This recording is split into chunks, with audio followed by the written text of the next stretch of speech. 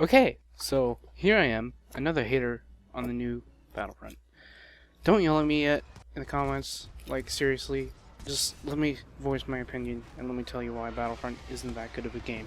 As many of you already know, this is a reboot, not a sequel, so that warrants changing the game.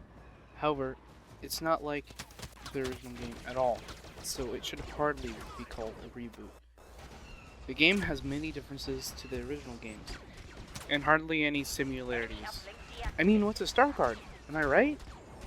The power-up system may be original, but everything original might not be good.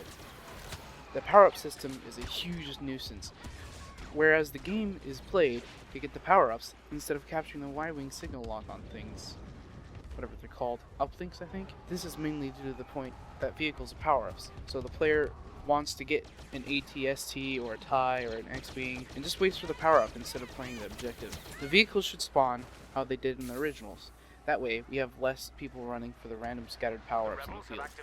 Speaking of the originals, why are there TIE Fighters and X-Wings again? In the movies, there were only snow speeders and X-Wings. However, the X-Wings were leaving orbit and not generally participating in combat. The whole point of the original games was to relive the experience of the movies. Pull down AT-ATs with code cables, destroy the shield generator, blow up the Death Star, and blow up the Death Star shield generator on Endor, etc. However, this is not the case in the new game. There are TIEs and X-Wings galore, and if you dare get in a snowspeeder, your luck better be high, or you are going to be shot down as soon as you enter the battlefield. TIE fighters are designed specifically for combat, and your puny snowspeeder isn't. That's just how it is.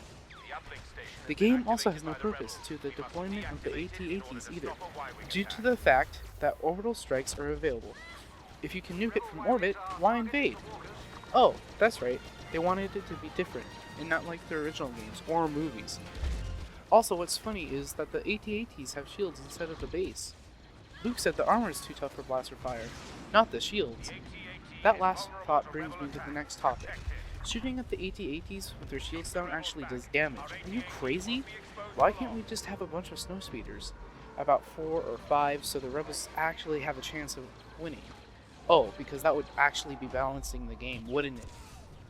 As I just said, the balancing of the rebels is horrible. 99% of the time on Walker Assault, the rebels will lose.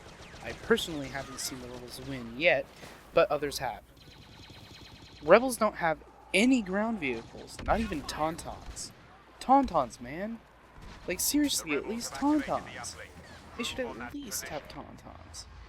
Even though Tauntauns were not in that scene, it would be nice to balance the game that way. If not that way, get rid of all the air vehicles besides snow speeders. That would be authentic to the movie and solve the balancing issues. Another thing that is not authentic to the movie is the fact that Luke is in his damn Return of the Jedi getup. Like, come on, you couldn't just put him in one of the pilot outfits? And his lightsaber isn't green during the battle walk, it's blue, dude. Another thing with the heroes, they sound like they're from Spaceballs. Darth Vader sounds like Darth Helmet, for Christ's sake. And Luke doesn't sound remotely like Luke. I mean, could they not get James Earl Jones and Mark Hamill to voice their part? If not, they should have just ripped the voices from the movies and it would have sounded so much better than these crappy imposters. Okay, I promise soon I will get to the things I like about the game. Just one more paragraph about how I don't like it. So, where was I? Ah, yeah, the voice actors. Well, I don't like them, for the heroes. Other than that, it's fine, besides the fact that there were no females in the Imperial Army. Whoa, whoa, whoa, whoa, whoa, social justice warriors. I can hear you typing comments right now, and just being all social justice-y in the comments section. I'm not sexist myself, but the Empire was. I mean, stormtroopers are called stormtroopers for a reason. The Empire is basically like Nazi Germany. They committed literal genocide. I mean, they must have killed millions of Jedi in a few days. During Order 66, the Empire was an oppressive regime against aliens and pretty much anyone who wasn't a white male. This is shown throughout all 3 movies of the Galactic Civil War. So that's why there shouldn't be stormtroopers that are not clones or white males, because the Empire was racist, sexist, and xenophobic, just like Nazi Germany. Of course, this isn't going to be represented in the new movies because Disney has an image to uphold, and that's what I was afraid of for Disney buying Star Wars in the first place.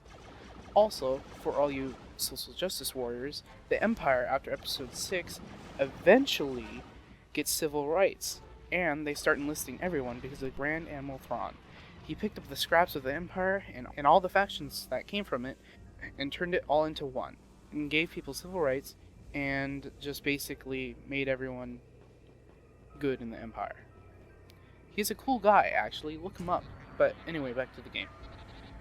Okay, so I will finally tell you guys what I like about the game. Right off the bat, the graphics are absolutely gorgeous, amazing, beautiful. But that's expected, as it's running off of Frostbite 3, the engine that Battlefield uses. However, graphics don't make a game. I like how the weapons don't have ammo, but that's because that's something that's accurate to the movies for once. Very nice addition.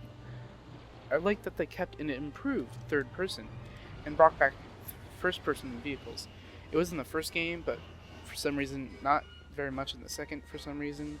I remember some space vehicles having it, but it wasn't as detailed as the first game. The top and bottom star cards or power-ups are nice. I like that I can get an auto turret on the battlefield or set up a turret. The one thing with that though is I still wish we had secondary weapons, like rocket launcher pistols and thermal detonators normally, like in the originals. But other than that, the pickups are cool, besides the fact that they use the same system for vehicles and such. Overall, the game on its own without the Star Wars slapped on and the Battlefront name is alright, and I would give it about 3 out of 5 stars.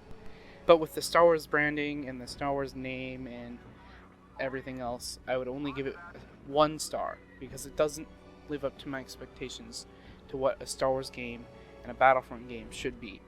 They should introduce these game types to Battlefield, and it would be very interesting to see. But with Star Wars, it doesn't feel like Star Wars, it feels like Battlefield. Also, one last thing, I hate the UI. I absolutely hate it. It looks like it's from fucking Windows 8. It's shit.